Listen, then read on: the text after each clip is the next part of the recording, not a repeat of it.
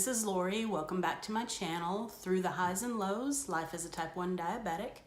Today, I'm going to be applying a Dexcom G5 sensor as well as an OmniPod. So stick around and hopefully you'll pick up a trick or two. Okay, so here I'm going to be putting on a new Dexcom G5 sensor, and I'll hopefully be able to show you some tips and tricks on how to do it yourself. I do use the prep wipes. I'm leaving a spot in the center open. I'll get into that at some other time. And then I'm going to prep the sensor here just to make sure that it's ready to go on. You gotta kind of remove those backings right here, otherwise it kind of doesn't stick. Once those are off, then I'm going to make sure that the actual insertion site goes on the part that does not have any prep wipe on it. And then my wonderful boyfriend's going to swoop in and help me here. Putting these on your arm, trust me, you can't do it alone, so fortunately I've got him. The transmitter actually slides in easily, and then you use that little piece on the back to snap it in. My boyfriend comes in again to twist it off, and boom, you're done. Here I'm placing a patch which kind of extends the life of both CGM sensors and pump sites. This one is a sugar patch, which is one of many patches out there, and they usually come in plenty of different and interesting designs. Because it's summer, I went with their hot dog version, and I'm applying the center part that goes over the transmitter, which makes the picture complete, and I love it. This is my startup process of the Spike app, which is a reader for Dexcom and at least Freestyle Libre, maybe other CGMs. It's compatible with iPhone and provides information that is ridiculously crazy.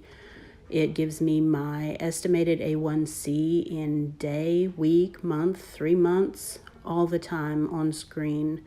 So if you're an iPhone user and are looking for an updated reader for your CGM, I highly suggest checking into Spike.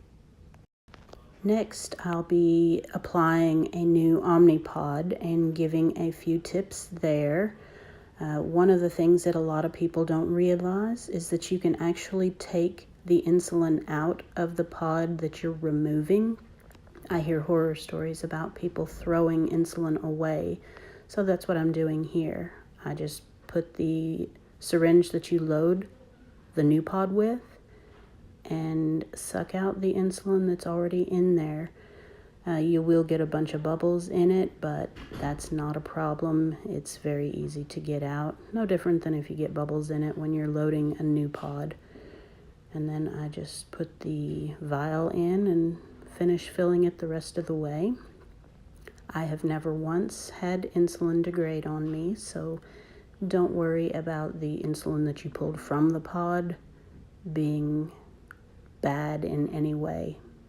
I've been doing this for forever and never once had a problem. Here I'm finishing filling up the syringe that I'll use to actually load the pod. I'm using the new insulin Fiasp, which I'm a big fan of so far. I know I don't zoom in well on my pod, but what I'm doing here, I kind of forgot to deactivate the old one.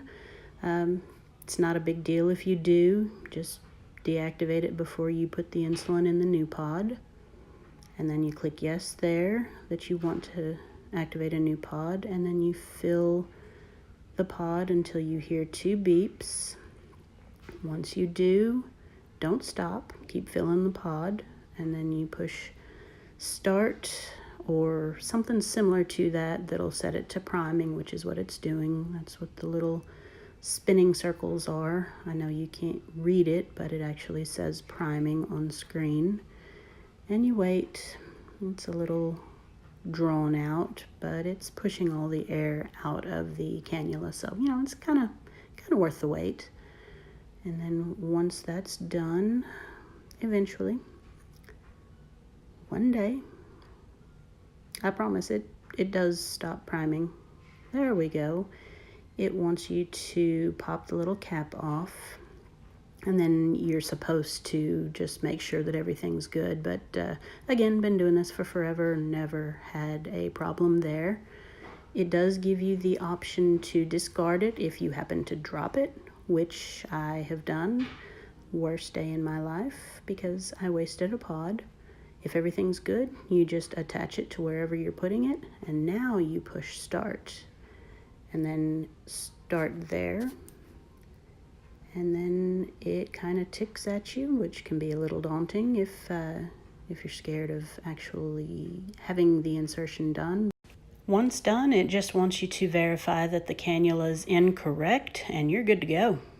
That's it for this video. If you'll subscribe to my channel and leave a comment below with something you'd like to see in a future video, then I will see you next week on Through the Highs and Lows, Life as a Type 1 Diabetic. And to all my Type 1 diabetic friends, I hope you can avoid those highs and lows.